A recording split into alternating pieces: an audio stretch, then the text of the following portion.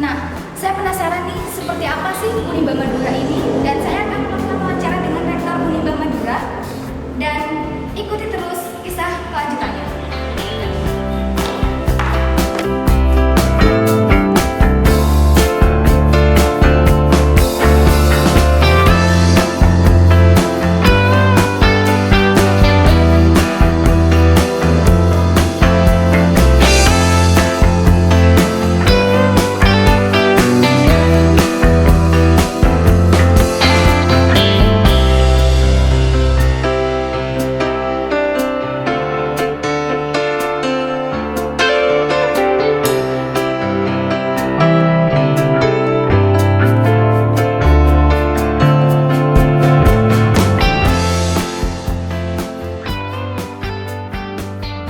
Assalamualaikum warahmatullahi wabarakatuh. Nama saya Rahmat Hidayat. Alhamdulillah sampai sekarang saya dipercaya menjadi Rektor Universitas Kyai Haji Bahauddin Mutahari Madura atau disingkat Uniba Madura.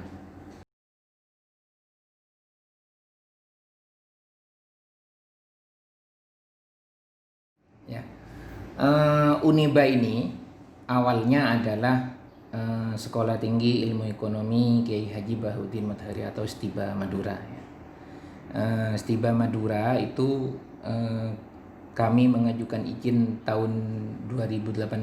Alhamdulillah pada bulan Juni, tepatnya tanggal 6 Juni 2018, surat perizinan tentang pendirian Sekolah Tinggi Ilmu Ekonomi Bahauddin Madura itu bisa keluar.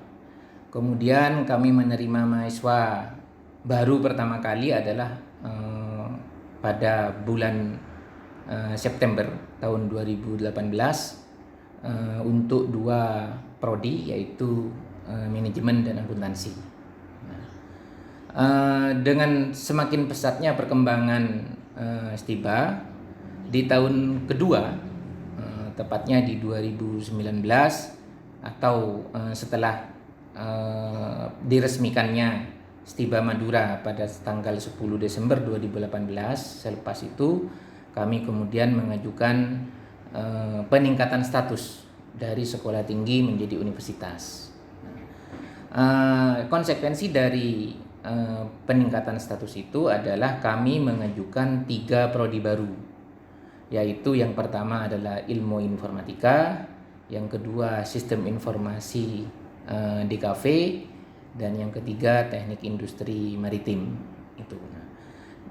Alhamdulillah pengajuan kami mendapatkan respon yang luar biasa. Alhamdulillah dalam jangka waktu setahun, tepatnya pada bulan September 2019, kami mendapatkan kenaikan status dari sekolah tinggi menjadi Universitas Kyai Haji Bahauddin Mutahari atau disingkat Uniba Madura.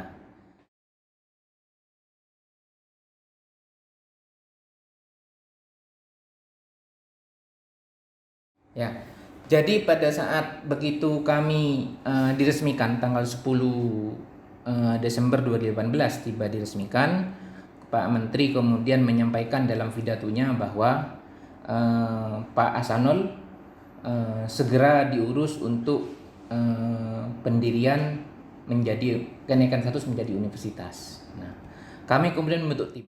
Tim dikoordinir oleh wakil direktur.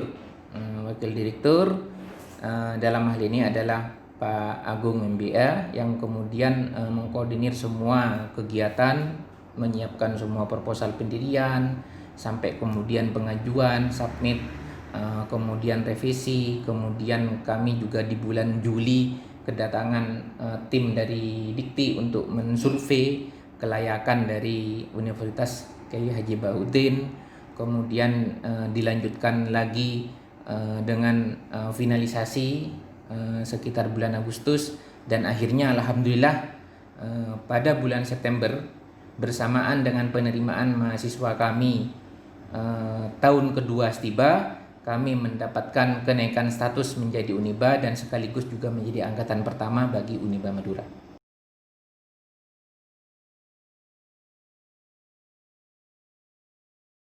Jadi pada saat Stiba ini didirikan, ya, Stiba ini pesan dari Pak Hasanul bahwa Stiba ini didirikan dengan idealisme kualitas, ya.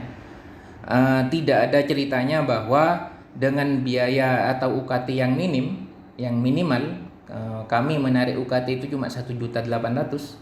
Tidak ada ceritanya dengan UKT yang minimal kemudian kualitas tidak terpenuhi. Nah, oleh karena itu, karena kami punya idealisme akademik di situ, maka kemudian kami berusaha kami mencari ciri yang membedakan mahasiswa yang dilahirkan di Stiba atau Uniba ini dengan perguruan tinggi lainnya. Apa? Maka kemudian kami menyebutnya 3+1. Ya, program kami yang kami andalkan adalah 3+1. Apa 3+1 itu? 3 tahun di kampus, 1 tahun di luar. Nah, artinya apa? Bahwa mahasiswa akan kuliah di Uniba cuma selama 3 tahun. Yang 1 tahun adalah mereka akan magang di perusahaan-perusahaan, sehingga pada saat mereka lulus nantinya, mereka sudah tidak lagi mencari-cari pekerjaan, tapi mereka memang sudah benar-benar siap bekerja. Itu yang pertama.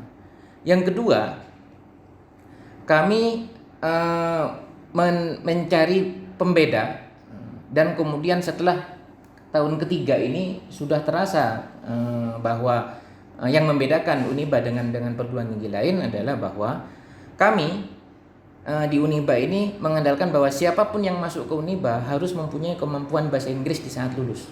Oleh karena itu, kami melakukan program pembinaan bahasa Inggris di setiap semester.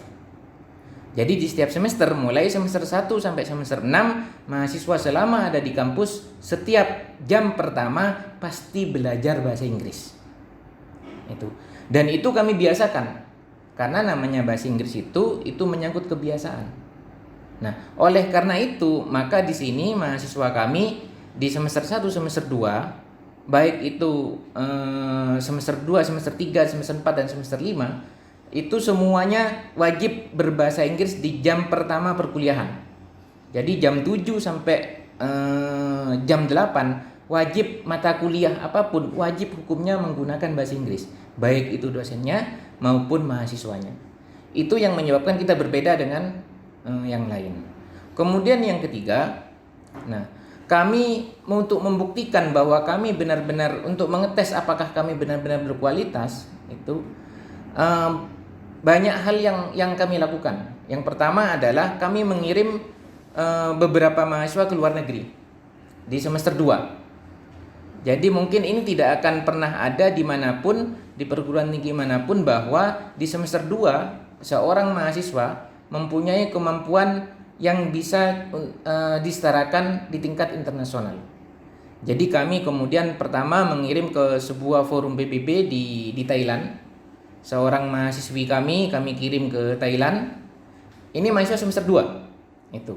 Kemudian berikutnya 2 mahasiswa kami juga mendapatkan kesempatan untuk menyampaikan makalahnya, ya, berpidato di depan forum Nottingham University.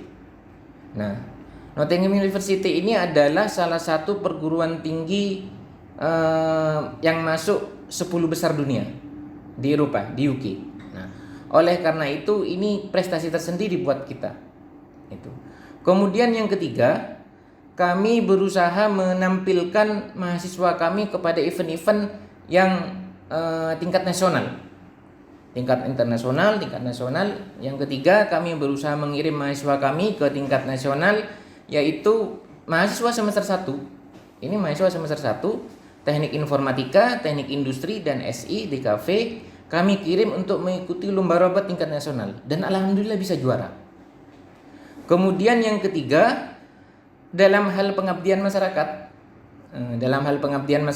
kami mengirim 10 mahasiswa kami ke Thailand. Nah, di sana tugas mereka adalah mengajar pada beberapa sekolah, ya, selama hampir 1 bulan. Itu bukan sesuatu hal yang mudah untuk melakukan itu, karena pengantar yang digunakan adalah dalam bahasa Inggris atau bahasa internasional, seperti itu. Yang lain-lain kami mengikut sertakan mahasiswa kami dalam beberapa lomba, baik itu nasional, lomba kewirausahaan, kemudian lomba debat. Alhamdulillah mahasiswa kami bisa membuktikan kalau mereka berprestasi. Nah, dari mana mereka mampu membuktikan itu? Nah, karena dari proses selama 1 tahun atau 2 tahun ini. Jadi alhamdulillah sekarang kalau mahasiswa baru mau datang ke sini pasti berpikirnya kalau di Uniba bahasa Inggrisnya pasti bagus. Itu.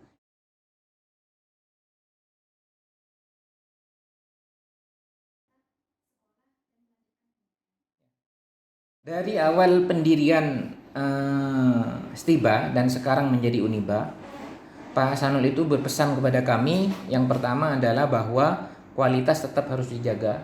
Nah, oleh karena itu Pak Hasanul itu menugaskan kepada kami, carilah putra-putri Madura yang pintar dan tidak mampu. Itu.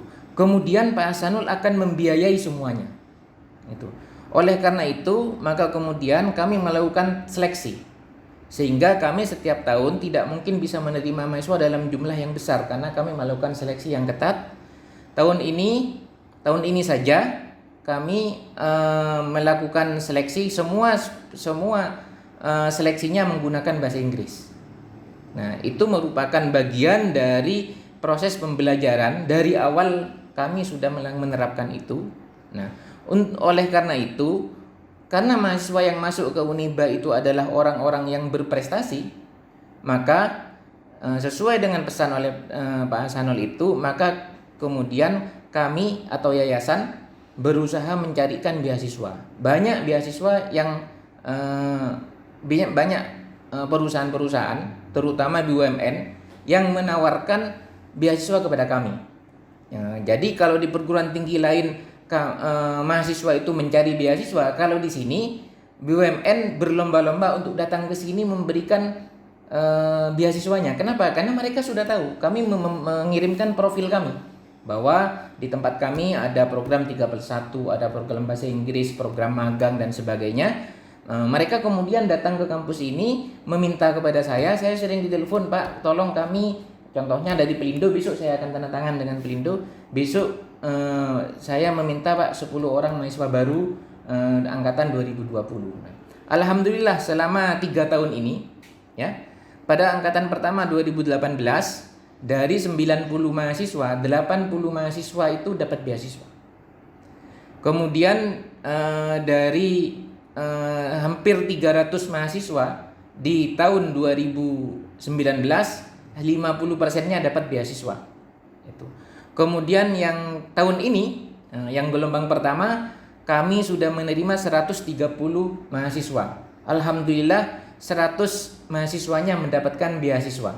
Nah, beasiswa ini selama 4 tahun. Selama 4 tahun perkuliahan dengan syarat mahasiswa yang bersangkutan selama berkuliah di Uniba, syarat minimum IP-nya harus 3. Kalau IP tidak mencapai 3, maka akan digantikan dengan yang lain.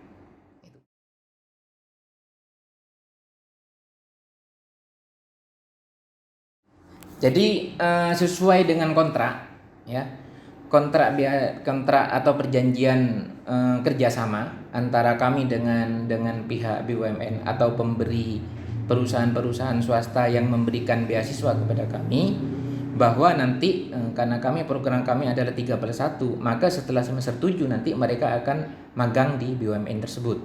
Jadi kalau seorang mahasiswa dia mendapatkan beasiswa dari Bukopin, maka dia akan dipanggil oleh Bukopin. Kalau dia dari mahasiswa mendapatkan dari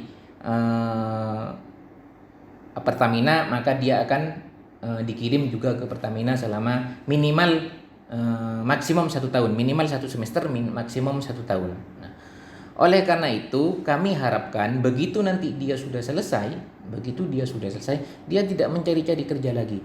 Kalau dia bagus berprestasi pada saat dia magang, maka insya Allah perusahaan-perusahaan itu akan merekrut mereka secara langsung. Nah, itu program kami ke depan. Nah, oleh karena itu kami ini memang di sini tidak akan banyak menerima mahasiswa karena kami seleksinya cukup ketat itu. Kalau dari kualifikasi dosen yang ada di Uniba ini, Bapak? Jadi kami di sini sekarang terdaftar ada sekitar 21 dosen tetap. Ya. Kualifikasinya rata-rata S2, ada S3-nya itu, ada beberapa dosen yang sudah doktor seperti itu. Kemudian ada beberapa dosen yang sudah sedang kuliah lanjut S3.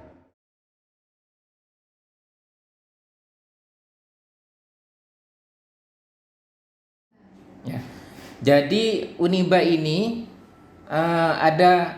kami menyebutnya Uniba ini dengan monofakultas. Jadi ada Universitas Baudin Matahari Madura atau Uniba Madura, kemudian di bawahnya ada fakultas monofakultas namanya Fakultas Sains dan Teknologi. Kemudian di bawah fakultas ada jurusan. Jadi di sini ada 5 jurusan. Yang pertama adalah jurusan akuntansi, kemudian jurusan manajemen, jurusan ilmu informatika, jurusan sistem informasi DKV, dan yang terakhir adalah jurusan teknik industri maritim. Nah, kami menyiapkan beberapa fasilitas laboratorium untuk semuanya, untuk hampir semua jurusan kami punya laboratorium bahasa Inggris. Laboratorium komputer. Kami mempunyai laboratorium komputer yang insya Allah itu sampai sekarang masih terbaik di Madura. Dilihat dari sisi spek maupun kualitas maupun kuantitasnya, insya Allah itu yang terbaik di Madura itu. Kemudian yang kedua, untuk beberapa jurusan kami mempunyai di sini perusahaan Arsinom air minum. Perusahaan Arsinom ini adalah bentuk kerjasama kami dengan BPPT. Nah, ini adalah laboratorium terpadu kami untuk kegiatan-kegiatan kewirausahaan mahasiswa. Itu. Jadi nantinya mahasiswa akan mengelola perusahaan seperti di teknik industri, kemudian di manajemen, kemudian auditornya nanti dari akuntansi seperti itu. Nah, perusahaannya sudah ada. Nah, dalam tahun ini juga insya Allah kami akan membuka namanya Balai Latihan Kerja untuk jurusan-jurusan keteknikan. Ya, dalam tahun ini juga kami juga akan ada namanya